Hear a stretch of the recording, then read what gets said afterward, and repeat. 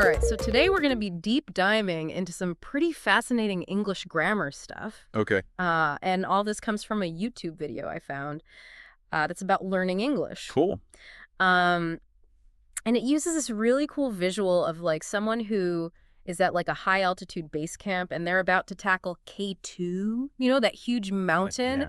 to kind of set the stage for talking about nouns as adjectives. That's an interesting way to frame it. Yeah. I wouldn't have immediately connected mountain climbing with grammar. Right. It's kind of a cool way to bring it all together, but the video points out how English uses nouns as adjectives way more often than languages like Spanish. Huh.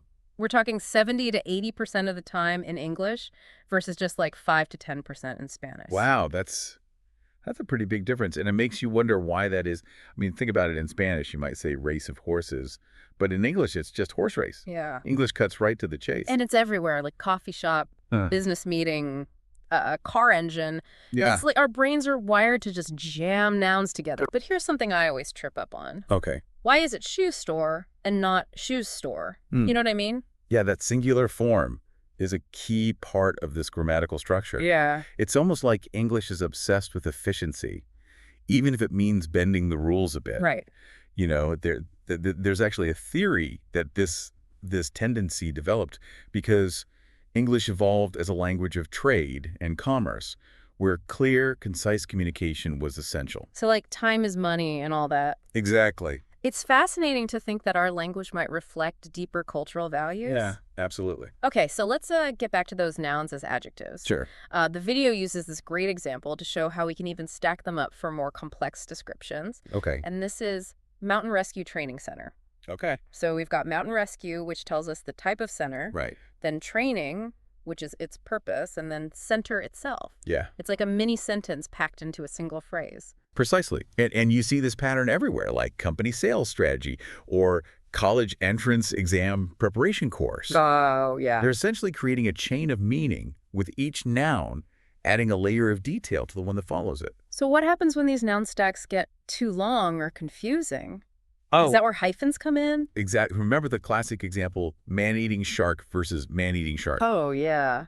The hyphen is crucial for understanding who's doing the eating in that scenario.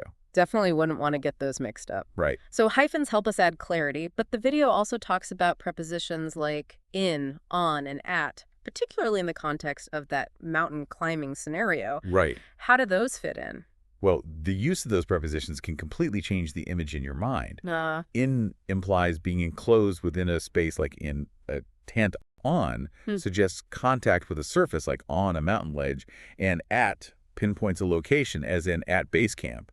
It's amazing how such small words can have such a big impact on meaning. It makes you realize that learning a language isn't just about memorizing vocabulary. It's about understanding the subtle nuances of how words work together. Absolutely. And it's not just about individual words either. Oh. There are these things called dependent prepositions, which are prepositions that are always paired with specific verbs or adjectives. You mean like how you're afraid of something or you depend on someone? Yes, exactly. These dependent prepositions are essential for conveying the full meaning of the phrase. The video transcript mentions a bunch more that fit into the mountain climbing scenario, like prepares for, risk of, and passion for. Wait, so they tie these dependent prepositions back to the mountain climbing thing? They do, and they use examples like icy, unforgiving landscape to show how nouns as adjectives and dependent prepositions can work together in a single sentence. Hold on, I need to take some notes here. This is getting really interesting. It is, and it makes you wonder, what can we learn about English, and even about English speakers, from this tendency to use nouns as adjectives? Ooh, now that's a question I want to unpack further. Yeah. Okay, I'm really curious to dig into this question about what English's love for nouns as adjectives might reveal about us as a culture. I mean, where do we even start with that? Well, it's not a question with a simple answer, but, we can explore some interesting theories. One idea is that this preference for concise language, it reflects a cultural emphasis on efficiency and practicality. So instead of saying a device that is used for climbing, we just say climbing tool. Right. Less is more, right? Right. It's about getting straight to the point. And if you think about it, that makes a lot of sense, especially in a high-stakes environment like mountain climbing, which the video uses as its backdrop. Yeah, imagine trying to shout instructions across a windy mountain ledge. Right. You wouldn't want to waste time with flowery language. Exactly. In that context, clear and concise communication could literally mean the difference between life and death. So it's possible that this linguistic quirk developed as a survival mechanism, a way to streamline communication and avoid misunderstandings. That's a pretty intense thought. It makes you wonder if languages that use more prepositions have different cultural values. Maybe they prioritize a more descriptive, leisurely approach to communication. It's a fascinating question, and there's definitely a lot of research out there exploring the relationship between language and culture. This is blowing my mind. I never realized how much grammar could reveal about the way we think and interact with the world. It's pretty incredible, isn't it? And it makes you start to see language everywhere, not just as a tool for communication, but as a window into human history and culture. Speaking of seeing things differently, the video also gives some specific examples of how dependent prepositions are used in that mountain climbing scenario. Ah, yes. Remember those examples like Susan is afraid of avalanches and she depends on careful planning. Mm. Those prepositions of and on, they're like the glue that holds the meaning of those phrases together. It's like they're not just random words thrown in there. They have specific functions and relationships with other words in the sentence. Precisely. And understanding those relationships is key to becoming a fluent speaker. It's not just about memorizing grammar rules. It's about internalizing how language works, how it flows, how it builds meaning. So it's about developing an intuition for the language, almost like a sixth sense, for what sounds right and what doesn't. Exactly. And that intuition comes from exposure to the language, from reading, listening, and speaking. The more you immerse yourself in English, the more those dependent prepositions and noun as adjective constructions will start to feel natural.